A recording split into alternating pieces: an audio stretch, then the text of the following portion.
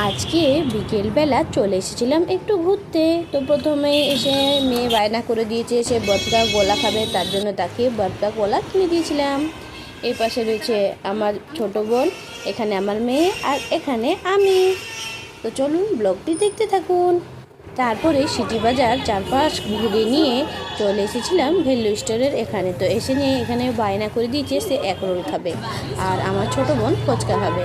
তো প্রথমেই তার জন্য এক রোল নিয়ে এসেছিলাম। এর পাশে আমার ছোট বোন ফুচকা খাচ্ছে।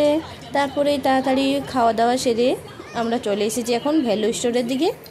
ভ্যালু স্টোরের ভেতর দিকে এখন চলে এসেছি। তো এখন চলে যাচ্ছি একেবারে ওপরতলাতে, যেখানে লেডিস কালেকশনগুলো সব রয়েছে সেখানে। ওপরতলাতে এসে দেখি এখানে আমার মেয়ে তার ড্রেসগুলো দেখতে ব্যস্ত রয়েছে। তার অনেকগুলো ড্রেস দেখে নিয়েছে, তার খুবই ভালো লাগছিল ড্রেসগুলো। তারপরে ভাবলাম আমিও কিছু ড্রেস একটু ট্রাই করে নিই কেমন লাগছে।